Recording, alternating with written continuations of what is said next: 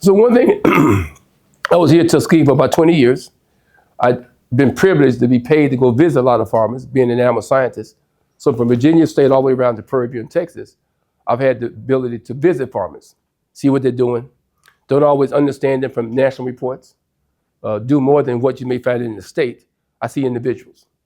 I do get a sense of their challenges, how we can see them do better, because I'm also paid to see the ones that's doing well and how to help the ones that's not doing so well.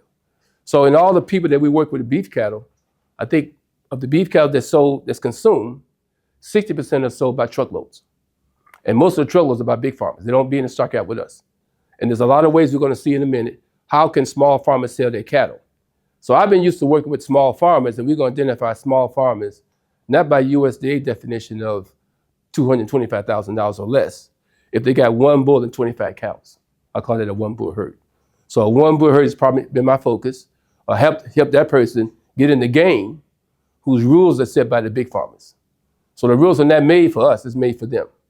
And one way I can see is I look at working with farmers for so many years, and I look at their ability to survive the years. I've seen them go down in numbers. So they can say they worked with extension for so many years, 1890s, but the success is not that great. If I was used to going and helping somebody palpate for pregnancy, castrate and deworm, I was helping a farmer do what he wanted to do. That wasn't too good. So my last 5 years, I'm trying to see how to make them do better. And I caught something that helped me understand where I should be driving it. It's how to market the animals better. Not the production, how to sell them. And you're going to see some examples of some prices that's made them change, not only the family involvement, but the children as well. So this is what I see for small farmers. They get a picture of my definition of my approach. They tend, George, not to have the best herd management. We're going to see a scale of what that should include. They're just not good at it. But because they had their land and they had products, they was good enough with that. They didn't need that to improve, but they had it. They were small in scale, one herd size, and when they sold those cattle, I'm going to go through with some pictures, they sold cattle that they came right off the mother. So the calf has been running by mother. We're going to call these cow calf. The man is making his money by breeding the cow. She has a baby. The mother's pregnant 9 months. She drops the baby nurses for 7 months, 8 or 9 months, and then he sells it. He gets one check a year. When that calf is weaned, he takes it to the market. He weans it by taking it to the market. So the calf is going to a place, the people that will buy them, feed the stockers, and they buy a calf who just was drinking milk yesterday, we're expecting to walk up and eat out of a feed trough tomorrow. It doesn't work that way. He's stressed out. He doesn't do real good. And when they buy that calf for 500 pounds, next week he weighs 475. They've lost weight. And if meat is going for $4 a pound, that's a lot of weight. These feedlots have about 10,000 cows in them. So if you get 10,000 calves losing 5 pounds, you can pay somebody's salary. So those cows that are weaning right from the mother, they call those high-risk calves. They're more likely to get sick. They're more likely to be bawling when they put feed in front of them. They're looking for mother. You want them to grow. So if you can find a way, the next person in the feedlot that says, if you can sell me a calf that doesn't have that kind of trouble, we call those low-risk calves. If you can produce that kind of calf, I'm going to pay you more money. The distress is on your farm, not with me. And that's what they call backgrounding. Preconditioning background. Preconditioning says, when that calf is weaned at your farm, you keep them. Background says the person that buys them is the same calf. The difference is who owns them. The owner owns them. The person that bred that cow is preconditioned. If it goes to somebody else and they buy them, that's background. But it's all got to be done. We normally have a shortage of labor. There's not a lot of people around. Our kids are either running to the military or running to school, but they're not staying there. And they don't have the best money. They're living on pennies. They need a job in town. Sometimes the wife is working to be sure the farm is still going. They don't select for the best genetics. Sometimes the strategy for improvement is not good. They pick them because they like the way they look, but not the best animals that's going to be profitable. They have lack of access. This is where my target is. The price of cattle can be better than what you're getting, but what you got, you ain't getting no money for that one. But you got to change your ways. And our strategy and extension is help them see better money, better prices. Because talking about it is not working. They got to see some dollars. And I think that's what's going to be the key for me. There's a need for off-farm income to sustain the farm that's been in the family for sometimes generations. And one thing about small farmers working together, there's no unified, agreeable way of taking care of those cattle. They just do it the best they can. And we're trying to help them do better. But one of the ways to do better is you got to listen, We got people that can show you some examples, but you can't do it the way you've been doing it. You've been losing out. And so we're there to help them out. So these are the issues, and I call these opportunities if they change their ways. Stockyard sales mainly. They only sell all their calves by going to the stockyard. It's the lowest place to sell calves. We're going to look at that in a minute. They don't understand where the calf is going. So I stopped calling it beef cattle industry. I call it the beef industry. You're selling the meat product. So now the consumer's become an important person. And that person's going to throw a calf down and castrate it. It's going to be a different picture. He's small, so he normally has about one bull for 25 cows, so not in big scale. When these feedlots, I take about 1,000 cows, 10,000 cows. So you can see where his message is not that big. We're going to see some pictures in a minute. There are various sizes of high-risk calves, 400 pounds to 600 pounds. The better the cow, the bigger the calf in 7 months. The poorer the cow, the smaller the weight, and you're going to see that too. And our kids are not looking at us. So our average age is getting up because our kids are running to the city. They're looking at some other job, but they ain't staying on that farm. So between military and going to school, I hear that all the time. And then because of limited land, they leave the bull there all year round. So the calves in this group was born over 11 months, from January to 11. So you can imagine they're all kind of sizes, and you can't put them together to be in uniform. They can't do it that way. So this is how we got them enticed as we talked to this group. We need to say there's 6 ways you can sell calves. The ones that bring you the least amount of money is the stockyard sales. You need to look at other ways of selling those animals, alternative markets. That's what we talked about. We're going to target another way to sell those calves, and we're going to help them. Don't just tell them. Don't send them a PowerPoint. Don't give us slides. We're going to follow you, education, training, and probably the best way, and that go back to school, field days. They got to see it. When they see it, entrepreneurship can kick in. They can do some things. But you got to hang him. You can't drop them off and see them next year. We got to be there with them. It took 3 to 4 families together doing market sales that end up selling what we call low-risk calves. The youth at the opportunity, when they saw them get money from Dad's farm, they stayed around. So if Dad had 25 cattle, he gave his son 3 calves. He said, all the calves from that 3 cows are yours if you ever with the farm. So they joined in. Oh, was they running? So the kid was seeing success of Dad, some of that money going in his pocket. Not just there pulling weeds, not just there throwing the calf down. He saw some money from it. So the excitement was there because now they're looking at the cows with Dad. Youth attended students, in some cases, they started to come to college to become animal science majors. They understand in this case of about 4 or 5 farmers, they bred at the same season, they calved at the same time, and they weaned at the same time. It's about 3 or 4 farmers. We started out with about 125 calves born over 11 months. This past year, we had 110 born over 45 days. It took a lot of work for that. So it didn't happen overnight. It took a lot of years. We had to agree on breeds. Everybody had their own breeds initially. We had to determine a weight. George, they always talk about 400-pound calves. We're trying to sell 700-pound calves. And the management had to be better.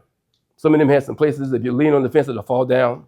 You can't catch a calf, you get to catch it, it's gone somewhere. So a lot of issues there. So this was the invitation to join. They didn't like the word cooperative. They don't want to pay no dues. They don't want nobody to do anything. But a loose way of working together, we call a coalition. That's what they got. Nobody pay dues, just do what you want to do. And you put in it what you get out of it. So instead of being independent, you got to go with what the group decides we're going to buy. Instead of selling on a small scale, we're going to speak like the big fellas. Group sales, group purchases. We're buying posts that may cost $3, they get it for $2.50 when you get one bundle. They be dropped at one person's farm, you go get your part. Low price and profit margin, higher prices, higher profit margin. All the costs are only bared by you. Here we're sharing things, sharing labor, sharing things we're doing. You work alone, helping each other as a group. We go to your farm for weekends for deworming, vaccination. Our look of the youth is poor. We got kids becoming an entrepreneur. And used to drive to the stockyard. Now we're doing videos that they come pick them up. You didn't leave your farm. So that was exciting to them. Oh, well, they've been seeing issues for a long time. So this is, I think, it's important to understand the beef industry. Remember, I take out the word beef cattle. And so you normally, this is where we are in this part of the country. We consider cow-calf. We maintain a group of cows we call brood cows. We got 1 bull for every 25 cows. You breed that cow. The calf is born after 9 months. It nurses for about 7 to 9 months, and then you sell it. The better the cow, the bigger the calf. It's the same time. So some calves are coming off mom at this weight, some are coming at this weight. Some farmers got the whole mixture. What we want them to do is get rid of that cow. Get rid of that cow and get rid of that calf. Don't keep them. But what if she did that this year? Don't keep it in next year. So you can see as you start to wean off the bad apples at your farm, start to get better. When these calves are sold, they go to another stockyard, they change hands, every bullet is a change of hands, and the person is going to buy them. If he's going to feed them, they call them feeder calves. Same calf. If they're going to be on all grass, you call them stocker. This fellow's worried about pregnancy, pulling calves, pregnant chicken. This person just wants the calves to grow, hit the ground and grow. That's all I'm worried about. They may implant them. They give them a lot of feed to get them there as fast as they can. So he's taking that calf, and I started here as an example, from 400. He want to carry it to 750 as fast as they can. The longer it takes, the price doesn't change, but his input goes up. And then they are going to be sold another change of hands, what we call finishing operation. We're going to play them in a small place. I got a picture down in a minute. They're going to buy calves around 750 and going to get them up to 1,500 pounds as fast as they can.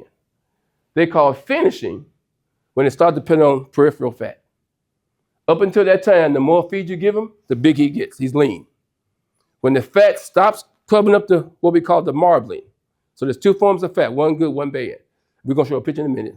When the fat is in the muscle, we call that marbling. That's a good thing. So there's about 8 grades of meat. We only cut steaks out of the top 3, prime, choice, and select. If there's not enough marbling to get that one, it goes to soup, hamburger, and bologna. Same way calf. But one is getting $8 a pound, one getting $2 a pound, based on what you're selling and who's buying it. They go to another person for processing. That's usually a kill, but they don't want to use that word too much now. The animal's inspected. They use the word harvest. They don't want to say kill. They think it's a softer word on people doing reports, and they sell the carcass. Another person buys them. He's a wholesaler.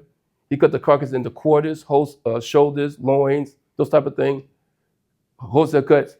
He'll sell to another person, a retailer. They cut the wholesale cuts into retail cuts, maybe some jerky, ground beef, and those type of things. And then the consumer comes in. So the consumer determines sale, value, demand, that type of thing. And sometimes what they like, they don't use it, it'll get back this way. They'll stop buying it.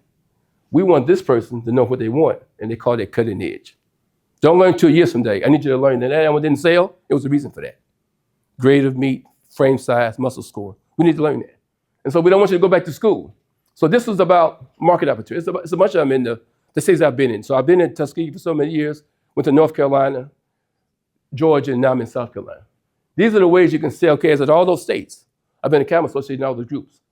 Stockyard sales, and mind you, as you go this way, the price of the calf goes up. The simplest one, the cheapest one, is where George, would you say 80% of our farmers take their calves there? That's where they go, I think. They take their calves there. But if they did feeder or stock, remember, I'm trying to cut out a middleman. I want to put that pocket in their money. Right now, they tell us for every $1 the housewife pays for hamburger, the farmer gets 25 cents. 75 cents goes to the processor, distributor, the backgrounder. We're trying to find a way to put some of that money in your pocket, but it will not be going to that person. If it's easy, yes, drop them off, they send you a check in the mail. But with a little more work on campus and a little more target of sales and marketing, you can make a little better picture. We're going to see in a minute. This is the group of calves we sold, okay? And we're going to come to what that is. When they do feed or stock, we're talking about preconditioning them. We want to allow those calves to fit into a way where when they go to another site, a feedlot, they don't catch a disease so fast. You can imagine a bunch of kids in, I'm going to call them kindergarten, never got shots. You put them all in the same room. They go sneeze in each other's face, they stick their finger in their nose, shake each other's hand, everybody's sick. So now in America, they said you got to have certain shots. That's what that's about. We precondition our kids to go to school and not come back sick and bring it to their brothers and sisters like when I came through. So there's background sales only. There's truckload sales, which is I think 60% of all cattle in America are sold by truckload sales. So we only get the stockyards when they cannot get their truckloads. We don't understand that. This is where the big fellas are working. We want enough small farmers to pick together a truckload so they can go to that same sale. But you can make more money if you try to finish it. But I was worried about having that feed bill on me. I don't think we're going to be good at that. But the best money, say $1,000, $2,000, $3,000. This calf is bringing $5,000. But it's a lot in there. You got to pay to get it killed. You got to get the meat wrapped. There's a lot of money in there. So we can't always do it. I think you can do this one. So what's a cow calf operation? You maintain a group of brew cows. He's making black baldies. So black cows with a scimitar bull there. That's how he's operating. He's going to breed his cows, maintain one bull, 1-to-25 ratio. He gets one calf per cow per year. They wean about 7 to 9 months. And he has the most potential for diverse markets, not the rest of them. They got the most opportunity. This feeder stocker. So he goes and buys the calves from that cow calf we just saw, and that's all you see at his farm. He never worry about pregnancy checking, no fertility traits, never worry about no milk. They just grow. And they may look like anything. You manage those weaned calves. That's what you're doing there. You're going to feed them stock if you give them forages, grain if you're going feeders, and you're trying to get them from 425 to 700 pounds as fast as you can. And that was important to our success as we look at, this is almost 5 years later. This group is only focused on growth and health. Slick hair coat, no parasite deworming, but they really want that animal vaccinated twice. The first shot gives it some titer, some level of antibody. The second gives you a booster shot. They want you to get the booster on your farm. So when they come and they mix with all them cows with all kinds of diseases, coughing in each other's faces, that calf is protected. They call that a low-risk cattle. Certain sales will pay you for that. Not just do it, you got to pay where you can get the money for it. Focus on growth, and then they sell to what we call feedlots. This is a feedlot. 10,000 head of cattle in there, a bunch of cows. So they don't want no high-risk cattle, because when they get ready to feed them, they want them all at the feed trough. When the calf that doesn't do good is hanging out, somebody go get them. They ain't got time for all that. So you make a headache selling high-risk cattle. So I said, why would they pay you some money? So you ain't got to go take care of it here. They want all them calves in there. So we're taking advantage of a small-scale herd health calf that we call now low risk. And in certain places, if you go to that place, they'll pay you more money for that. Otherwise, there's people that make money by you not doing it. They don't want you to do that. There's people making money by you selling that calf off their mother. You're going to get the lowest price. And it's relative. The price go up, your calf go up. So if you don't go to the place where they pay you for that, no need you doing it. So it's going to take a little bit more work, but we're going to see what kind of money we're talking about. So they sell it right now, boxed beef. The beef, and I didn't have a carcass up. I got to get that in my next slide series. The calf is going to look a certain way based on beef sold in the stores, retail cuts, steak stops. This is what they want when they look at the live animal. They measure these muscle scores from 1 to 3. It's how much thick he is in the back, the rear end. 1 is very thick. 3 is thin muscle. This is limousine. We're going to see some breeds in a minute. This is dairy cattle. And they want to buy a calf. When they get to be 1 muscle score, they're too lean. There's no marbling in him. It's like a weightlifter. He's all lean muscle. That meat is tough. It doesn't make the consumer like it. I don't want a flat muscle because the muscle is too small. I want a certain size 12-inch ribeye. And the more that calf fits that, the higher I give you for that calf. So you can sell everything now. Cockeyed, 90, all of them sell. But some of them, when you look like this, you get a better price. But somebody will not tell you because they're making money by buying what you got and making their own truckloads up. So if I go to Uniontown, Georgia, I'll see people who collecting this up. But the person that sold didn't know. We want to cut out what I call the middleman. But you got to change your breeding, change what you combine it, because you're going to make money out of this. They also measure, we look at the market report. So Alabama does this. And they measure the frame score, how tall it is, between 1 and 9. 1's like a little midget, 9 like a horse. They want them borderline tall, 5 to 6. So when your calf is meeting the large frame size, you look at the market report, it brings the best money. Give it a muscle score of 1.5 to this, you make the best money that day. Otherwise, it's not the average. They want to predict if that calf at 9 months, when will I be able to kill him, process him? And they're going to tell that slaughter weight based on when he starts to put on enough fat, he will no longer put any more marbling. If I keep feeding them, I'm putting on a waste product. But we don't want fatty today in America. But we do want the marbling in there. But when the animal's alive, how can you tell when it's enough marbling? When you start to see peripheral fat. So we got to wait until we see the bad stuff in order to understand we got the better stuff coming. They want to kill that animal. They want that dressing percentage to be 750 or so. What's standard over these years, they want the ribeye to be the same size. I'm going to show you a cut in a minute. This is where they grade the whole animal based on the ribeye, 12 and 13 rib. They want to open up the animal, look at its quality grade. It's about 8 grades of meat. They're only going to cut steaks out of 3. Prime, Oprah Winfrey's Neighborhood, Choice, Where I Live, Select, Walmart. That's what it's all about. We're trying to sell animals. It's the same weight. Maybe not Choice, but close to Prime. This is white tablecloth restaurants. Ruth Chris buys this. Other places will buy that one there. We want to sell to this one. Ain't many of them, but we want to be one of the few in there. They make a different price. But if you don't know what you're selling, you know what you're mixing together, you're not going to make the same price. So this is what preconditioning is. You're going to take high-risk calves, vaccinate them, deworm them, get them used to a feed trough, get them used to drinking out of water, and you're going to sell what they call low-risk calves. There are special places to sell, not the stockyard. This is not for that purpose. That looks for these kind of calves. You got to get their attention and be at that same sale. Don't go to this sale with these calves. They're going to pay you that price. And where we've been going? To that sale right there. You got to get out of that one. Because they at the same sale, Uniontown, but it's only on certain days. These cattle sell, how often do they sell in Uniontown, Georgia? Once, twice a week? Once a week. This is once a month. They don't do this a lot because I know they got a lot of cows doing this one. But there's people who buy these cows, take them home for a little while, and come back to the sale here. We want to avoid that sale, come to this sale, put that check where? In our pockets. You got to keep it at your place at least 45, 90 days. We got about 5 organizations buying our calves right now, and they tell us how long they want it. It's not our choice. We don't want them there long. We want to be able to get them off our farm as fast as we can. But some of them feel better if you got enough time to get them 2 shots, get that booster level way up, and then we buy them a week or 2 later. Some ain't got enough time to wait. They say they want their cash right now. They buy them quick like this. But we make the most money out of this one. Every day they stayed around, we made, I think, 75 cents per calf per pound more. Per pound more. These are 700-pound calves. That money was looking good. They need to have a herd health plan approved by a veterinarian. They want to see that, not what you say. They want to see it approved. What vaccination for what diseases? Because where these calves go, they got to be vaccinated against diseases in the country, not in your neighborhood. So now what your veterinarian says there, where they're going to, they want to protect it over there. And remember, it's just a low-risk cattle. They go here. Remember, when you get them out of these trouble, they don't need the worming. They're a better price for them. They do better. They adjust from mainly drinking milk to now eating grass and concentrated trough. They're familiar with a feed and water trough. That's part of this background condition. And in some cases, to make that transition better at the farm, we used to lose a little weight in calves. 1 or 2 weeks before the calves are sold from mother, we start to give it some feed that mom can't get to. We call it creep feed. They're in the pasture. Some feed is right there for them. So this is a truckload.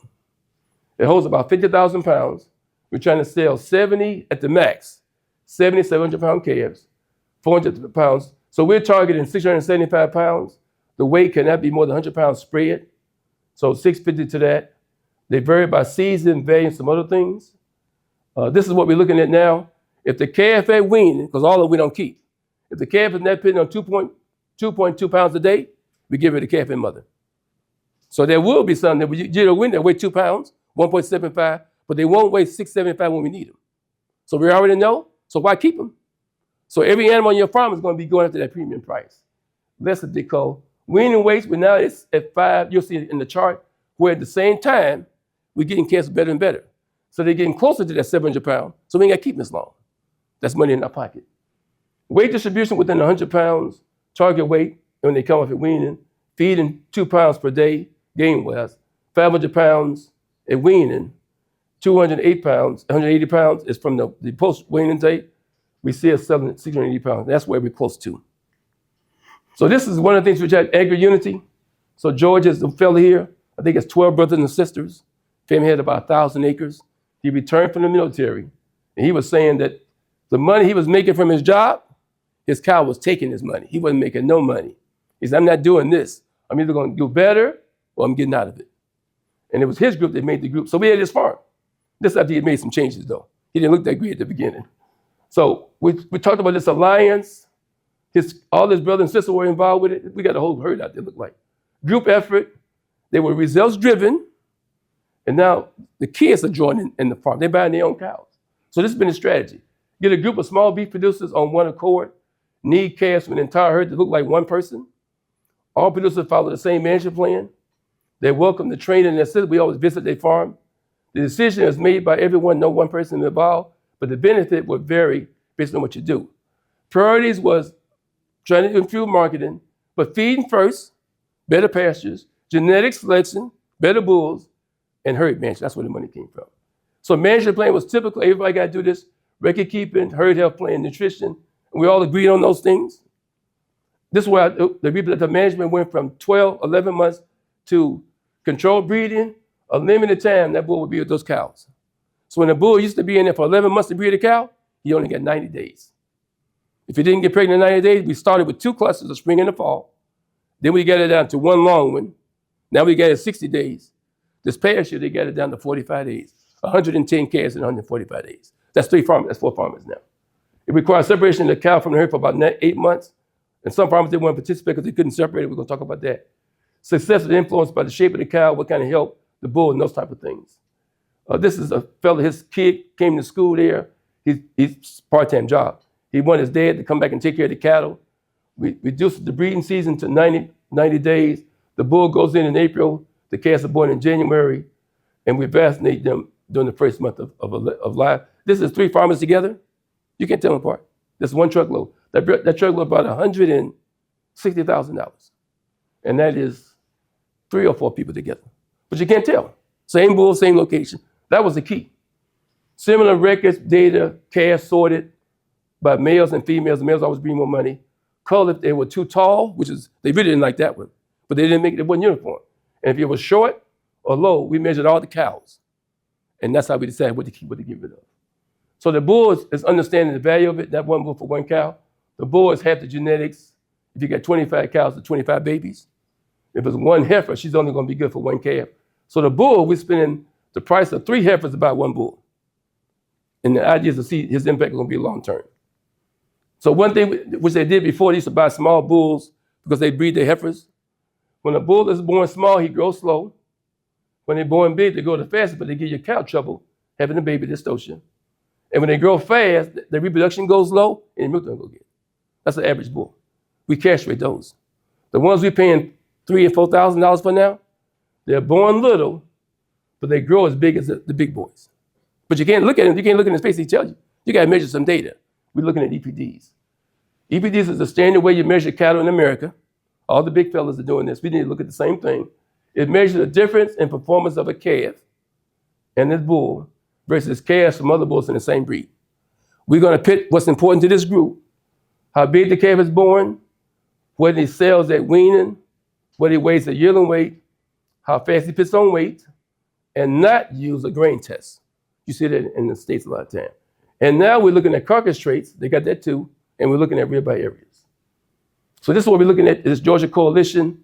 Birth weight of 0 means they average 60 pounds heavier at 7 months, 100 pounds more at 365 days. The daughters as maternals makes more milk. And we did some ribeye areas. Our cows wear 12-inch ribeyes. We're buying bulls with 14-inch ribeyes in order to have a calf at 12. So we had trouble with the bulls. We got 1 fella, we take all the bulls to his place.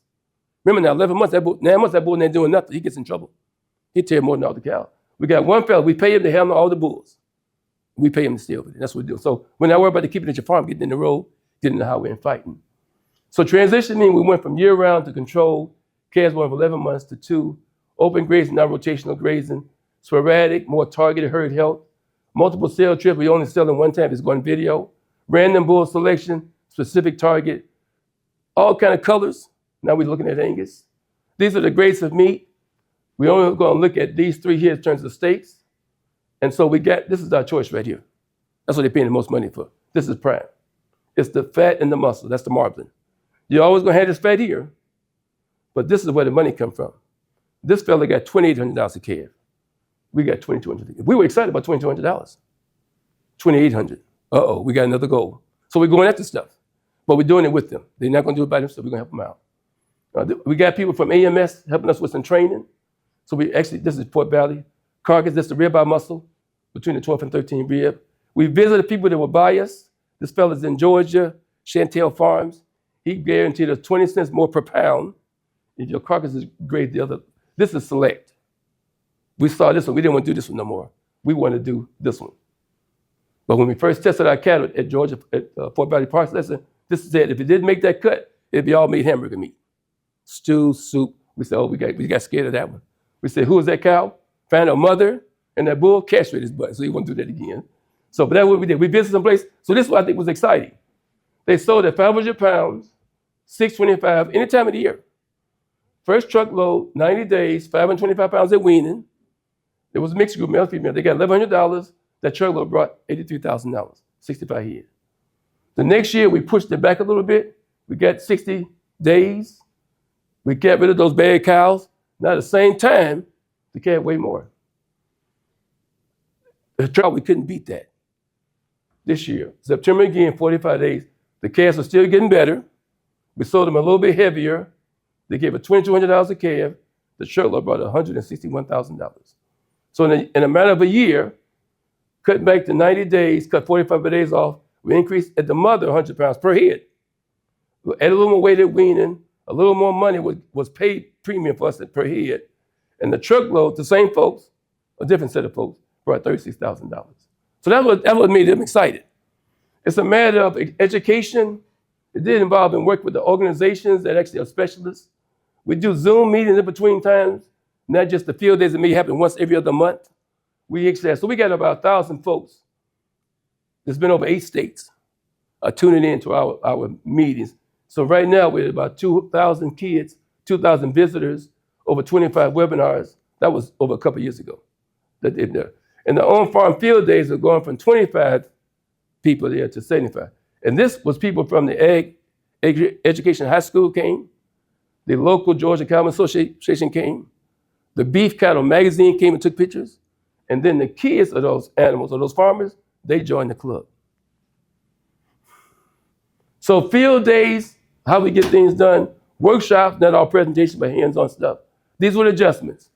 Improved the body condition score so they were in better health, culled cows who didn't have what we wanted, reduced how long the bull was in there, moved the breeding season up to a time we all agreed on, pre-feed the calves. Now we're using estrus synchronization, we're using artificial insemination, we're using EID tags, pregnancy ultrasound, and we're becoming more efficient. We're selling bred heifers now. We're getting more money out of those animals. So this has been an impact. Improved use of a single calf crop. We're using better record keeping. The kids are using their cell phones with the dead. Improved management, technology, marketing, market price, investment in our bulls. We're going from $1,500 to $3,000, but they're making the money back.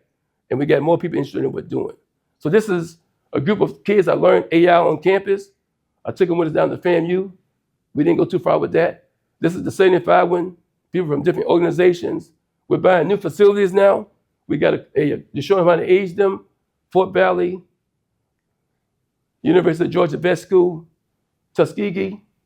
So collaboration, no one person has all the skills. Working together, but the farmer benefits. A lot of us working together, but we can't get everybody to change. We go with the ones that will.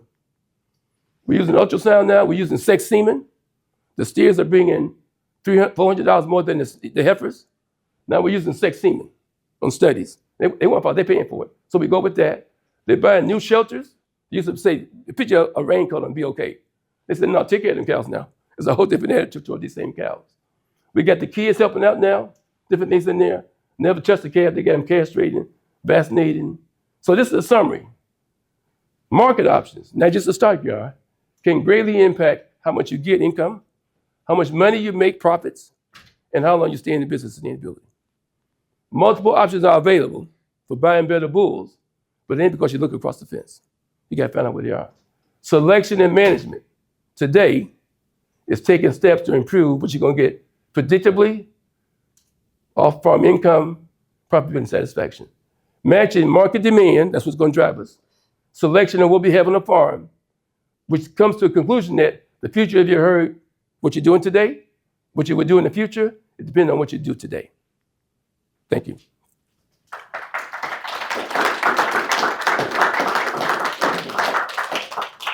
Any questions for Dr. Noble? Well, I think what I heard is that I can go from $4 per calf, total of say $1,600, to a total of $2,200 just by changing some of my management practices. It's the same land, same pasture, same grasses. And it's not always the same farmers. We started talking about 15 farmers, only 4 did this. Now we're back up to about 10. So now they're fighting to see who's getting in there. We're selling our bulls to each other now, because we're spending more money than them, so we keep them 3 calf crops. We don't want to bring them back to their daughters, so we give them those at that time. So now they're selling bred heifers. Nothing goes to the stockyard now. Nothing goes to the stockyard. The truckload gets to one group. The heifers with AI, we're keeping a heifer AI in those. They're getting $1,800 for bred, $2,500 for bred heifers. So they got a new market too in that same case. Quick question. Yeah. Dr. Is it more trouble than it's worth to produce your own creek feed and formulate it maybe if you got some leftover Yeah, feed that's for right. goats and If you had a big enough farm, the people we work with don't do that, but the big farmers do. So they get a deal on that. We don't have that kind of deal, so we buy feed in bulk, and we share it at a particular. We got some people that got feed grinders. We buy shelf, mix up some ingredient crude, but it gets the weight done, and we measure feed efficiency. So we lose about 6 pounds of feed per pound of gain. So that's why we picked that 2 pound calf to get rid of him, because he's taking too much feed to get there. Yes. First, to applaud you commend you on the excellent work you're doing with producers in this.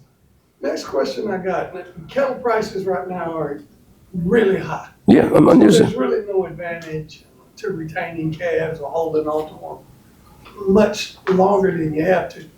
But as cattle prices will equilibrate. That's right. Do you think the same group of producers now that you've got that are really at this apex would now consider doing retail ownership, shipping a truckload That's to right. a That's feedlot, right. get That's a right. feedlot agreement That's right. in Oklahoma, Kansas, that feed them out and then sell on the rail? Yep. As we get better carcass day, I can see that working. Right now, we got 5 companies bidding on our cow. It's all by video sales. We don't leave the farm. They take a video, they bid on it, and say, you want that price? They say, come back and get them in 3 or 5 days. So this is a convenience they never had before. Also, I was up in Virginia and Georgia. I was looking the other day in Alabama. You get pretty good prices here. When I looked at the price of those the truckload sales, we got an average of about $400 more per head on the truckload than we did at the market. Take that same weight, take it to the stockyard. It wasn't close. It was $400, and that's per head. You multiply that time, what I said, 70 head, you can do something with that money. So the price was good, but it still kept going up like that. So cow prices are good for that calf, 550 pounds, I think, George, we saw the other day. Those are 2,000 pound calves. But in the same place at that same time, you're still doing better. So where you're located may have an impact on that pasture, and certain breeds too. All right, another question, anybody? All right, thank you.